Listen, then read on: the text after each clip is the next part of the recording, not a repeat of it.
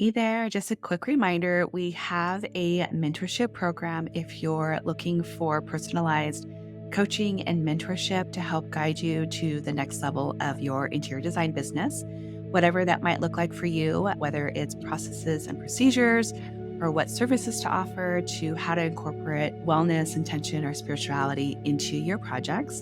Come join us over at designcoven.com/join. Or if you're just in search to connect with other like-minded interior designers, you can join our free community, also located at designcoven.com/join.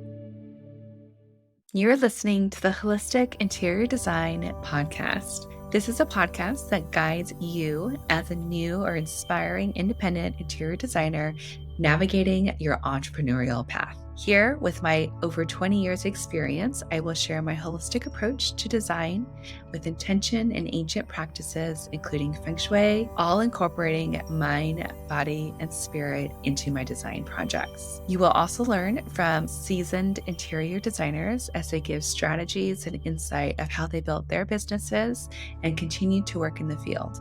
Together, we will discover supportive trade partners, new ideas, creatives, and inspiring artists from around the world. I am your host, Rachel Lorraine Crawford. Alrighty, welcome back to the Holistic Interior Design Podcast. I'm super stoked. I've got Parker Heath on with us today. Welcome in. Thank you. Yeah, it's good to be here. Of course, this is super fun. I'm going to just create our space by lighting a candle, get us into the present moment, and just set the intention of connection with you and to our listeners. And then we're going to pull a card. Got our candle going. And then I'm pulling from the Cosmo Tarot deck. I don't know, have you had cards pulled for you before or played with cards or? No, I haven't, but I've been listening to the podcast a bunch and oh, sweet. I love it. It's cool. So I'm excited to see what we get. Let's see what we get. We got multiples here. Ooh, the 10 of Pentacles. This is prosperity, abundance, wealth. It's just like this overwhelming onslaught of money and abundance and all those beautiful things. So we definitely want that coming in. Yeah, that's exciting. Yeah, exactly. That's cool. So, yeah, I love it. So, yeah, and it's also, that space of creation, it's pentacles. So it has to do with the earthly realm. So making things that we can touch and feel, and then also, benefiting from all those things that we're creating. That's so funny. I feel like that's like spot on with my current agenda this month and like the work that I'm representing and even like not monetary value of, prosperity, but like just opportunities to collab with other people and stuff. So I feel like that's very, very true of what's going on right now. That's cool. That's rad. I love it. Okay. Well, can you give us a little bit of a background? Well, first, I always skip this part. First, what's home for you at the moment?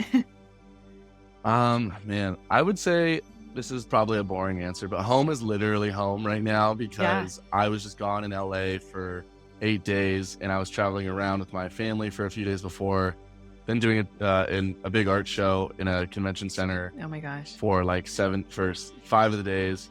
So I'm home now only for 2 days and then I'm leaving again and I'm going to be gone for 10 days for another show and visiting family. So right now I'm happy to actually be home and I'm happy that it's super sunny outside. Sure. But home in a creative space, I guess, is being literally in my studio and thinking of like the different forms of materials and things that I can use right now to make myself just feel welcomed and feel like I'm creating and making again. Because when you step in the world of professionalism with your art, I feel like it's easy to just wear the business hat all the time. So when I get in my studio and I'm just messing around and literally making a mess everywhere, it feels good just to make and be playful again. Nice. So I really, really try to value that and remember that space as like home for me, like personally and emotionally. Yeah, for sure. Well, I love that you're home now and then you're going to be off again. But those trips make you just really appreciate what your actual home, like just to be in your space, right? It's like, oh yeah, absolutely. It's fun to be out and about and be in different environments and stuff, but you really, really value and appreciate like once you are home, seeing your friends and your family, just feeling like in a comfortable space, Yeah. like it's good to be out of your comfort zone, but it's nice to come back and reevaluate once you do all that stuff. I love it. I love it so much. Yeah. Well, can you share a bit about your origin story into this world of the design, how all this came to be? I'm sure you've got all kinds of things that have happened that led you here, and I'm super excited to hear about it. Yeah. Yeah, absolutely. I love sharing my origin story because it's just happened so natural. I never thought I would be in this space at all. I guess to take it all the way back, because people always ask, like, how did you get into art? Have you been doing art your whole life? And I feel like most recently I've really grasped the idea and realization of like how I got here and why I do all the different things that I do in my life. And it all started from, I've been a BMX rider for over 18 years. I'm proud to say that I'm currently still a professional rider with sponsors, and I get to travel around the world. Cool. Yeah, it's pretty amazing. But it was my first sort of creative outlet. People think of it more as like a sport or like a subculture, but it really is more of like a way to creatively express yourself just through the medium of riding a bicycle and doing freestyle tricks, just like skateboarding, surfing, snowboarding. Same thing, different toy, as I always say. So I started out BMX riding when I was really little, and pursuing sort of that life. You're always around cameras and you're around documenting your tricks and your riding styles, and you're not always riding in one place. So your creative expression starts to bleed off of the bike. And I got into photography, and I got into looking at, my landscape around me in different ways. And it was only natural that I would really start to fall in love with videography, photography, using a camera. And so I got into that in high school and community college. I really started studying how to use, all the Adobe stuff, and just expressing myself and my ideas in new ways off of the bike. While I still ride my bike to this day. I was just like an addition of creativity.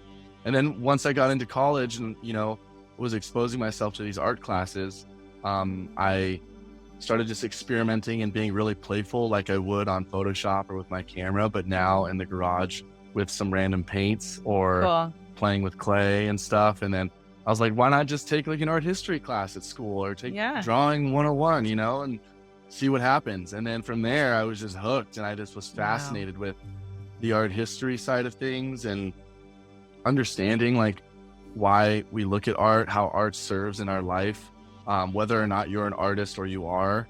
And then from there, I just really fell in love with painting and sculpture and ceramics. So I decided to major in studio arts. And in that field, it was perfect for me because I didn't want to just do painting or just do sculpture or just do photography.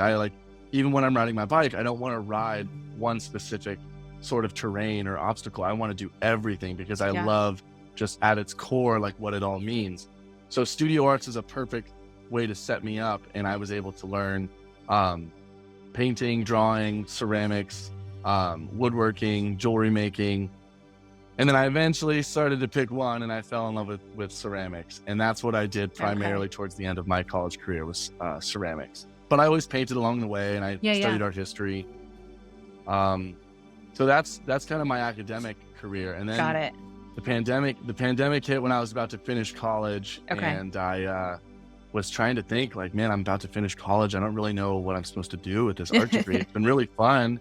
And I'm pursuing BMX still, and I'm pursuing these other things. And it just was like, oh man, this pandemic is really awkward right now. And like school and class was just really just not, I was kind of getting gypped of the whole experience. Totally. And so I decided to take like 2 semesters off. And I was like, I'm just going to delay my thing, try to see if by the time I come back, the situation at school dealing with the pandemic would be easier. And in that time frame, I had a fellow classmate who kind of gave me a nudge of like, hey, like, you should maybe just try to put your work out there and to see what happens. Like, just start an Instagram page, see what happens, see what the response is. Because she was doing pop-ups and she was doing a little bit of like that commercial end of things of trying to sell her work, which is, I think that's what everyone dreams of doing, but it takes a lot of courage. I'm like, I don't know, like, I'm not even confident of like what I make. I like to do a little bit of this. I like to do a little bit of that. I'm like, I don't know. But that first step, that first nudge that she gave me is like the most important thing in all things that we do in our life. And like, if I didn't do that, like I really don't know what I would have done, because stepping forward, when I went back to college, I still never really got that nudge. And I was like, dang, like I would have just been like, I don't know what to do with this art degree right now. That was my experience from the institution I went to with the professors I had. I never really got a huge amount towards the end. I never really got a huge amount of support saying like, hey, try to go this route of like trying to sell your work. So in that time off, I started an Instagram page. I started an Etsy page. I started just like doing these things, throwing stuff to the wall, seeing what sticks, selling some of my functional ceramic pieces. And then it led me to just trying to come up with cool, clever ideas of how to present my work and make it more accessible. So I came up with this random wild hair idea of turning one of my paintings into a woven throw blanket, which I was like, this is so random. But I was like, oh, this could be really cool to like have in my room as a tapestry or maybe take to the beach. And like, I'm like, I don't know. I just want to see like what happens when it turns into a blanket. So I did some research and I found areas of where to make a jacquard woven blanket out of my painting. And once I got it in my hands, I was like, whoa, oh my God, this is so cool. It's so cool to touch it and feel it. And like, it's big now and the colors are all muted and it's like, it's really imperfect. It's not exactly, and I was like, I love that. That whole process I just went through was so on par with what I was doing in ceramics, of like just playing around, being intuitive with natural materials, and then the process of working with wet clay, and then once it fires and dries, how it like looks different. And there was something that was in your control, but something out of your control. Totally. It was just fascinating to me. So I got the blanket, and then I was just like, why not we just like post it online and see what happens? And then I'm lucky that immediately I got like 10 orders. Someone wanted them.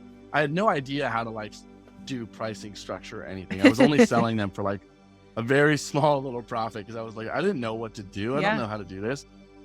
So that was the very beginning. And then I ended up getting COVID and I was sick for like a week. And while I was sick, I was like, why don't I design a second design to just see what happens? So I designed the second design and I get it made. And then that one is even more popular. I get like 10 to 15 orders of like local friends and family, just word of mouth. And I was like, damn, maybe like I'm kind of onto something here. Like this is really fun. Like I've never been a salesperson. I've never really been like into like side hobbies where you're flipping stuff or anything like that. I was like, wow, this is like a cool little You got product. the bug.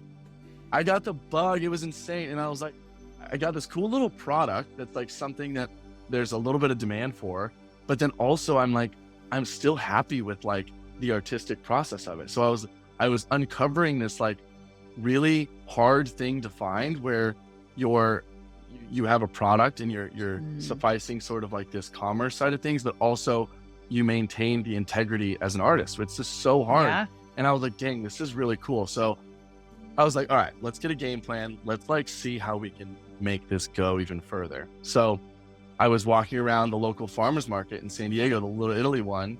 And I was like, oh my God, like this is cool. It's like people's like Etsy listings like brought to life. It's like all trendy and like cool looking. You get to decorate it. You get to like talk with people. I was like, you get to like design your booth. And I was like, that's fun. I want to design my own booth. So I was like, okay, my goal is to like really outfit what I was doing on Instagram and Etsy to kind of just like keep collecting that data and see what happens. And then my goal was to go to the farmer's market and try to apply and see like how it would be with actual strangers, like in person. Because I was getting like a few stranger orders on Etsy here and there, but it was just getting started. Okay. And if you can't tell, this timeline is happening very, very fast. It sounds like this is from January to making that second design, like a few weeks later to making an Etsy store. From January until the spoiler, I end up getting accepted into the farmer's market was in June. So within 5 or 6 months, I was just foot on the gas, like moving as fast as I can. But I'm just so lucky that it was like everything was kind of happening one after another. And I was like, it's just working. So just go follow it. Yeah. And what year was this? 2021. So still in the pandemic. And I think that also worked in my favor too, because there was sort of a mindset shift for myself. I was actually injured from a BMX injury. I broke my foot and I was out for like 9 months. So in that time frame, I was kind of just like shifting, and I was forced to like show my energy and interests towards other things than riding my bike or going to school. So I was like, I take a semester off. I'm kind of chilling. I'm not really doing anything. So why not just like Oh my God. see what happens? I can sell some mugs that I'm making on the side, sell these Right. blankets that I figured out how to make, and try to make some other small little art pieces and just see what happens. And it just kept going. And literally to this day, like I can't believe that like from So starting all of cool. that, that's where I'm at now. And I've just grown so fast. And I can't thank like the initial beginning people who gave me those nudges and kind of believed and supported buying those first blankets or mugs and stuff enough. Like, thank you guys so much. It's like crazy. It turned my life around. It's like I never thought I'd become a Wow. blanket salesman or a professional artist now. It's Yeah. pretty wild. So then you never went back to school then? No, Or I did. you I did? did it. It was Okay. challenging. It was hard. So that summer, I went to the farmer's market, and still to this day, I think because, the grand scheme of like the country where we're at and economics post-pandemic and Yeah. stuff, things aren't the same. But that first summer, something was in the air, and like a lot of people were ready to go to the farmer's market and they wanted to buy Mm. cool, unique stuff. So I was just like, I was selling like crazy on the weekends at the farmer's market. Etsy was doing well and all of these things. And I was like, okay, there's this big holiday craft market at the end of the year that I want to go to. That's my goal. But I'm like, that's also the semester, my final semester I have to go back Oh and my finish God. school. So I was doing all this and I'm like, well, okay, this is my backup plan. Maybe like I go finish school and then like from now until then, like we'll just see like what happens. And Yeah. so I go back to school and I'm like, if I don't figure out in this last semester of what I'm supposed to do with this art degree, I guess I'll just use this as a backup plan and then figure it out. Like I said, I wasn't thinking too much about it. I was like, just foot on the gas, just keep Yeah. going. Just Like go. kind of irresponsible, kind of ballsy, but I was like, But you got to have that really, sometime. Yeah. yeah, I think my BMX background really influenced me to do that. Mm. Just sometimes don't think about it too much. Be a little calculated, but like you got to just kind of go for it. Wow. So I went back to school that semester, and it was good. It was really challenging because I have a better understanding now that I've had some years off. But in the moment, Okay. I was so excited, and I thought people were going to be so proud and jumping for joy that I was doing this thing and Yeah. that I was finding success commercially as an artist. But there was a little bit of like a resist and a pushback, and I was just so frustrated. And I was just like kind of bummed, but I stuck it through, and I was like, you know what, like I'm gonna finish off and really hone in on my craft. And when I go to school, I'm wearing the artist hat only, no business hat. But then after that, I'm like, I gotta wear business hat. And I didn't know that at the time, but now I know that like that is so important, of knowing when and where Yes. Yes. to That's huge. to wear which hat at which time. Sometimes you have to wear them at the post, but sometimes you got to wear them in different points. So I went back and I ended up finishing school, and I ended up getting my degree the following Amazing. semester because the timing of it all. But yeah, and then I did that final craft show at the end of the year, and everything I just kept doing, I just would meet people and would just see these other things. I just continue to be inspired, and I just was like, I'm gonna just keep going and set up the next goal, develop the brand this way, build more products, try Wow. to expand my portfolio, all these things. And it just hasn't stopped since. And I'm so lucky. It's really cool. Yeah, it's amazing. And when we spoke last, you had mentioned going to High Point, and that was was that your first High Point in October? So no, so I went last spring Okay. of 2023. So I finished college, and then 2022, here we are. And I'm like, okay, well, I'm done with college. It's like everyone experiences this, whether you're an Yep. artist or not. You're like, done with college, what do I do? Yeah. And you're like, oh shoot, I didn't really use the resources there like I should have, and now I'm in the wild. And I was like, you know what, whatever. I'm gonna like just try to keep my foot on the gas. Let's make this as legit as possible. Let's give it my best swing. Yep. So I made it like an official business, Parker Made LLC. I registered it. I set up a bank account. I did all the Amazing. things. I did all the things to be like, okay, I'm going to go for it. And my goal for this year was to be like, okay, I have like this business, this commercial side of things where I'm making products. It's like a home decor lifestyle brand based on my original artwork. And I really want to kind of like, light the fire and put this thing in the blast off. So I made a goal for myself, was to go to a huge trade show in New York City that summer. Okay. So I would have 8 months leading up to that. And in those 8 months, I was going to do as much business and artist development as possible. And in those 8 months, if I didn't make that a goal, I don't know if I really would have, been, had the pressure on me to develop into what I am now and what I'm doing now. So in that time, I just learned so much about like building a brand and how important that is, and understanding marketing and, developing products, and just, I set it as a goal of like, okay, I want to step up to the big leagues. So I got to learn all these things. Right. And then from there, it's just been a crazy, crazy roller coaster. And I've actually had a huge shift since then. Once I went to New York now, which kind of leads me up to getting into High Point. But yeah, I could just keep going about my journey. No, I love it. I think it's so fantastic. Crazy. And I think like just hearing this from you, I think a lot of designers can also relate, because there are designers that have been wanting to go off on their own, wanting to create their businesses. And I feel like they get stuck in the space of being in their comfort zone and not pushing out. And just hearing your story of like, well, I don't know, I'm just going for it. And you just like jump and you jump and you jump and you jump.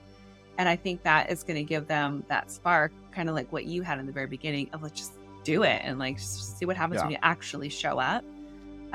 Because that's another piece too of that mindset of just doing it and not having those hesitancies.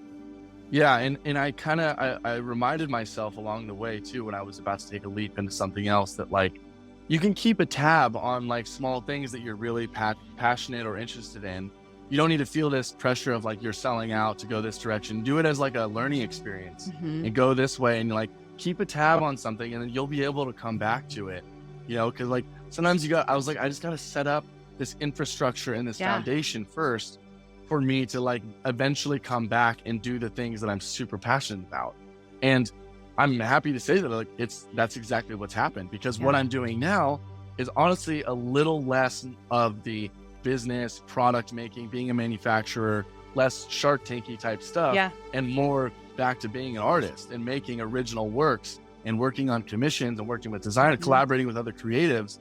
Whereas in that first 2 years, I kind of had to give that up a little bit. Totally. But I knew, I was like, okay, I'm going to put in 2 years of doing more of just learning about business, learning about building a brand, and then I'll be able to come back. And it worked. And that's what I'm doing now. So I'm super stoked that strategy that I placed my bets on ended up working. Yeah, it's just like, it's putting in the time, putting in the work up front so that you can succeed in the way that you want later on, right? So it's the same thing with like design. When I was just like in the trenches, like working retail weekends and nights, it's like, what am I doing? And like all that experience, all that is totally paying off. Yeah. And, to this day, I still work at the Little Italy Farmers Market. I'm there on first and third Saturdays. And, when I'm there, it's like, it's hard because you're like, I'm not doing anything really creative. Like the products that I make and sell are all based on my original paintings, but they are reproductions of things. This is more of being a product manufacturer, and all you're doing is working on selling the things that you have. There's not a ton of creative unless you're coming out with like a new product. Right. So when you're in that space, you're just kind of like, man, like not doing exactly like what I really love. But I know it's a way for me to fund what I'm doing that I'm really passionate about. So it's just about balance. And I feel like a lot of people struggle with trying to succeed because it takes a lot of patience to do that. And just remember of like what your end goal is. And it's okay to like put in the work over here, make sure you find a way to make that work somewhat enjoyable and within your artistic integrity. And then you can on your off time, you can balance this, and then that might fund this. And it's just kind of a back and forth. Totally. I love that balance that you've created. I wanted to dive into the piece that you love doing with commissions and working with designers and all. What does all of that look like for you right now that you're in this new space?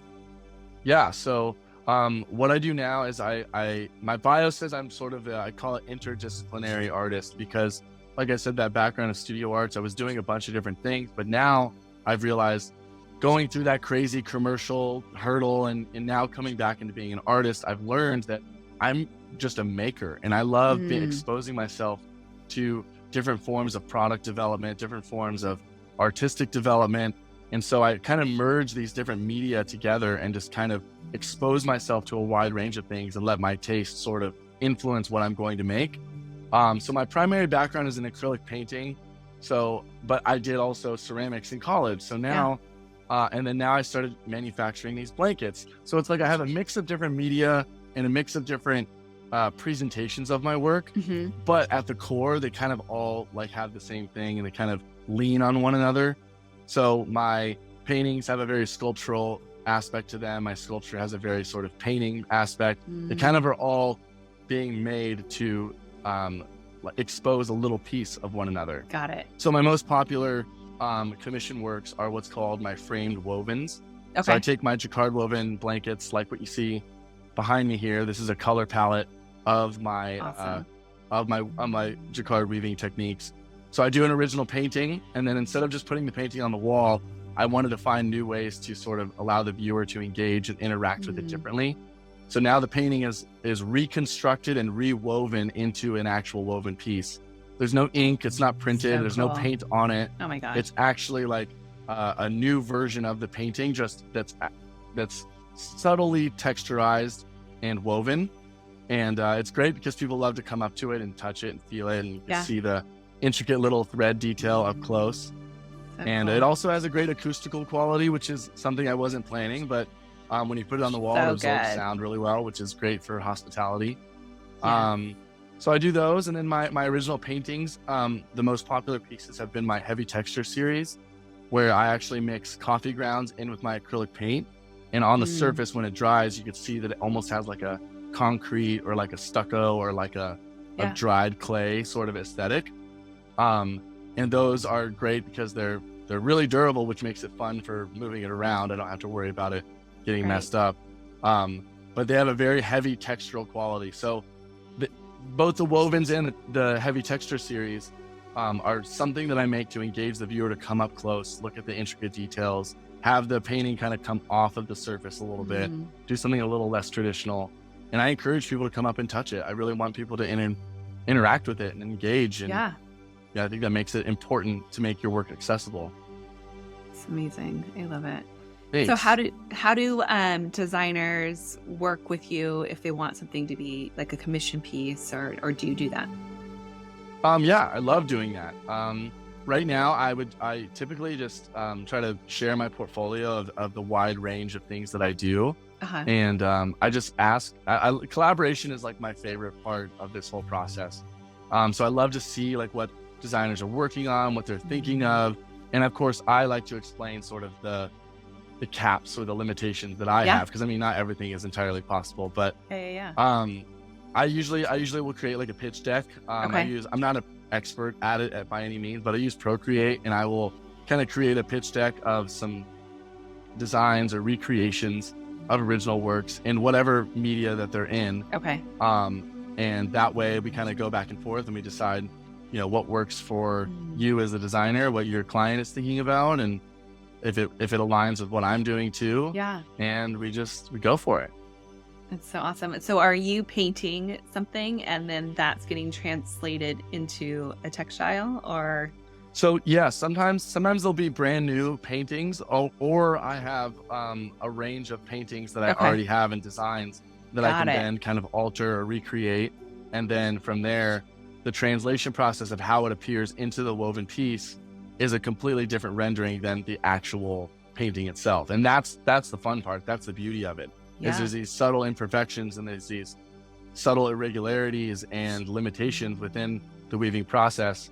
But it kind of it allows the painting to breathe a new life into itself that is just, I've always been excited about it. And I'm stoked that from the shows that I've been doing, people have been catching on to it too. And it's awesome. I'm in love with it. Rad. Yeah. I'm just thinking of like, just future like hospitality clients, like being able to interact with you, give you, a concept or an idea or an intention, and then see like how you interpret that and incorporate certain colors or, all these things. And then having original art in another colorway that also is very acoustical. That was really huge because acoustics is everything, especially in hospitality.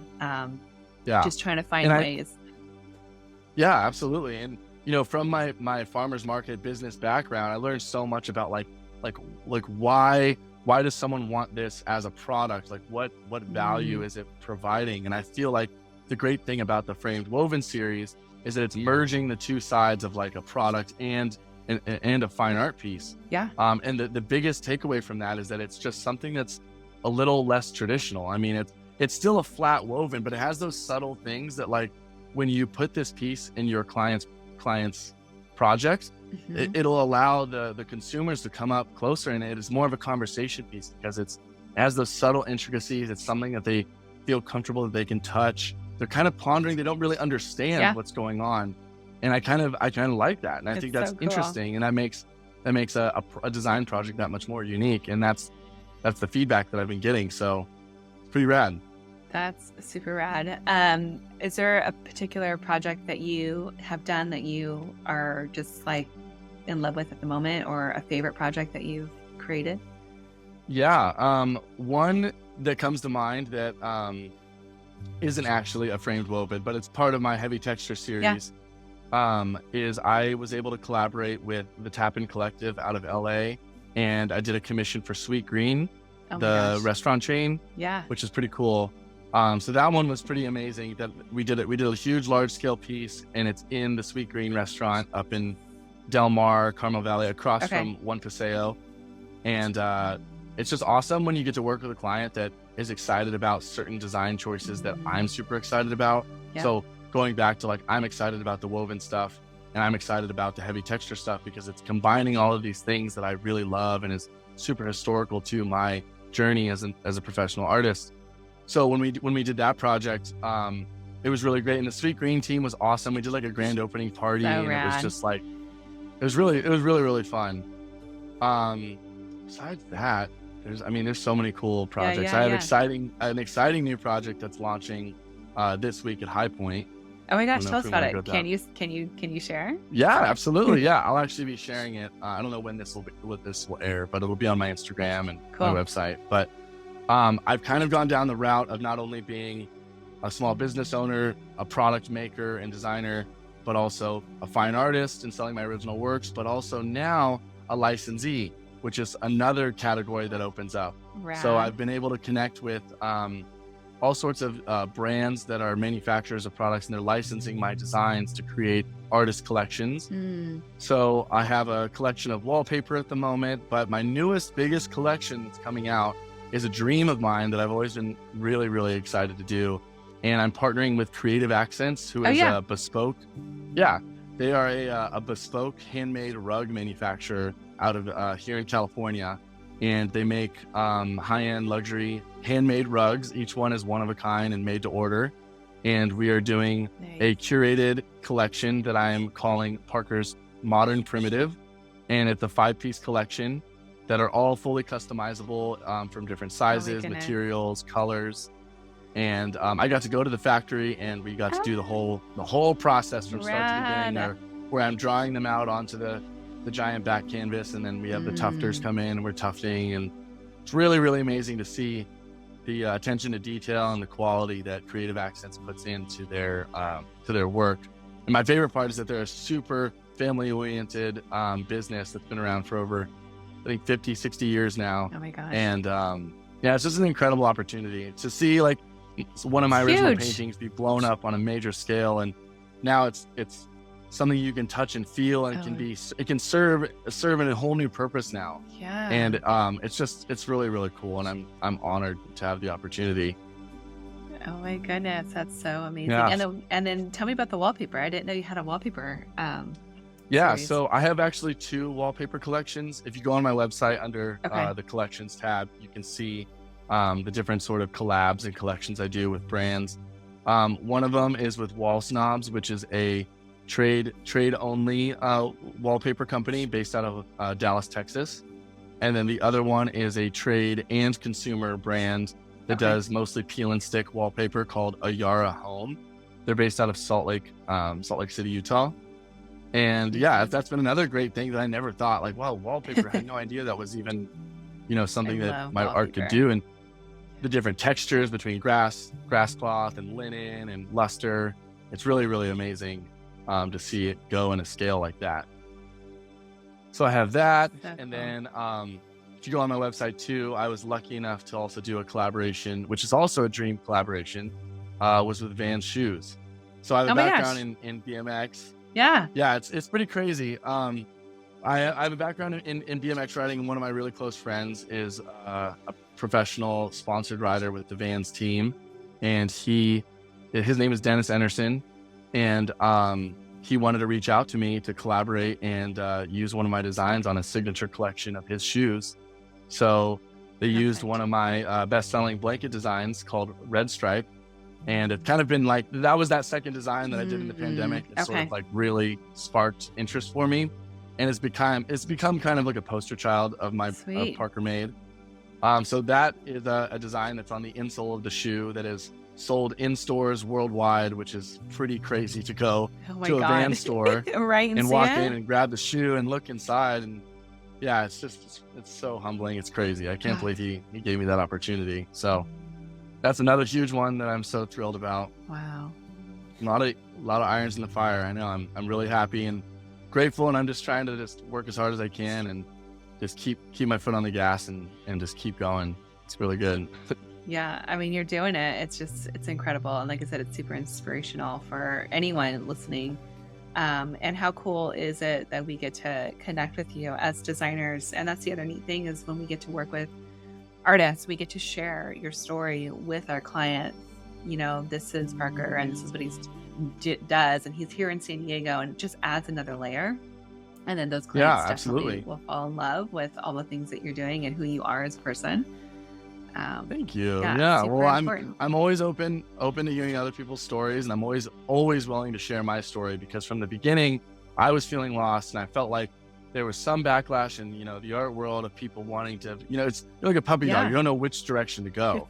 And our resources are so invaluable, and our fellow peers and art and design colleagues are so invaluable to hear information and experiences of like how we navigate through this. And the biggest thing for me was grasping the fact that not everyone's journey is linear. Like it's all over the place, and you can't compare yourself. Comparison is the thief of joy, right? You just compare yourself to other people's journeys and opportunities they have, but you just have to listen to everyone's stories and take it with a grain of salt and put it in. And it helps you stay open-minded to hearing what possibilities are out there. Like I listened to my friend Stephanie Bale's interview on here. Oh yeah. She's great. And Kelsey Brooks is someone who I really look up to as well. I mean, it's like everyone's story and everyone's journey is different. We all make different work, and we're all, going for the same thing. So I think it's really important to share your ideas and share your strategies with other people and be open-minded. And that's what I'm happy to do. Amazing. Well, I just love that you're here and you're doing all this, and thank you for sharing your story and all the things that are coming up. You're leaving next week or in a couple days? I'm leaving in a couple days, and I'm going to be in High Point for this spring market. I'm going out there just to kind of be in the mix with the whole art and design field, but primarily for the launch with creative accents of my collection, Modern Primitive. They show at a specific showroom that's been around for decades. It's called Thayer Coggin. Thayer Coggin has a history with sort of the mid-century modern movement. From my research that I've done, Milo Boffman was a contemporary of Eames, and Thayer Coggin and Milo Boffman were partners for years. So they sell a lot of the mid-century modern furniture, and they display a lot of works and designers who are kind of in that realm. And I'm going to be showing there, which is going to be really, really exciting. In case anyone is going to High Point, I also had an opportunity to join a panel of speakers at the Hall of Fame in High Point with other Gen Z designers. We're doing a panel speaking about Gen Z design and the trends that are happening, and sort of the whole zeitgeist of Gen Z design and where the market's going and how we all do our practice. And that's another one that's like just incredible, because I went to High Point last year. And I just went as a spectator just to go check it out, make connections, just meet people. And I went to this panel, and I sat in the audience and sat there watching this huge panel at the Hall of Fame. And I was like, this is so cool. And now I'm being invited back as a speaker. It's like, geez, it's crazy. It's just, I'm so grateful. It's incredible. I love it. We get to be with you as you're doing all of this. So you have to keep me posted on what comes of it, because I'm sure you're going to make 1,000 more connections while you're there, and more things are going to happen, and there's going to be so many more opportunities. Yeah, absolutely. And that's why I loved going to High Point last year. It's just going around meeting people, just exposing yourself to seeing what's out there for your artistic practice and for your business practice. I feel like just time on the saddle and going out there, seeing what's happening, and then you can make more independent choices of how you're going to steer your business and artist practice. Totally. And I felt like going to High Point last year was huge. So incredibly pivotal for me at that point, because I just got to see what was out there. And it's humbling to think of like how your ideas sort of fit into what's already going on. And if you don't know what's out there, you're going to end up, I think, making a lot of wrong turns or maybe mistakes that you're going to learn from later. So I think just getting out there, exposing yourself, listening to podcasts like this with other artists and designers, and going to art fairs, going to showrooms, going to shows, like trying to expose yourself as much as possible to make informed decisions. Exactly. I love that. Such great advice. How can people find you? How can we work with you and connect with you? The best place is probably to follow me on Instagram. I'm at Parker Made. My personal Instagram, where you can see my BMX and other life, is my name, at Parker Heath. But on Parker Made, I'm always updating my newest works that I'm doing, collaborations that are coming out, the shows I'm at. And then from there, you can see my website, which is parkermadeshop.com. Where else can you find me? I'm still at the farmer's market on first and third Saturdays, Little Italy. I'm out by the dog park on Dayton Union. So you can see me there. You can see my blankets. You can see my socks that I make, my tote bags. Amazing. All kinds of fun stuff. I love it so much. And last question is, what are you doing to stay grounded with all these things that you've got going on? Probably just remembering to take time to go out and just play. Just go be playful, go in my studio, go expose myself to things that are not pertaining to the short-term and long-term goals that I have within myself and my business. I think that's really, really important to just remember to like put it on pause and keep doing the thing that like got you there in the first place, which was being an artist, playing around, experimenting, not getting caught up in any of these sort of like unspoken rules or opinions about how you're supposed to do things. Because I think like you're going to really engage self-discovery amongst doing those practices. Another one too that's really obvious too is just exercising. I feel like it's totally unrelated, but it's great. Making time to go exercise, your brain, the blood is flowing, your brain is so much more sharp, and you're able to be much more creative in the art or the business side of things. So making time for both of those is how I stay grounded and I don't lose my head. Amazing. Well, you have so much wisdom, like way beyond your years. This is so fantastic. I'm so glad that you're just out there doing it, because like I said, that's huge, and you're doing rad stuff, and I'm so excited to have met you. Thank you. Likewise. I know. I'm glad we met, and I'm a huge fan of the show and the work that you're doing too. It's really awesome to follow along, and I'm super stoked to be a part of this. This is like a dream to like. I've been listening to podcasts like ad nauseum. Every time I get in the car, I listen to podcasts. Oh my gosh, so I know, I'm addicted. For me to be on one and share my ideas and my experiences, it's a huge honor. So thank you. Amazing, of course.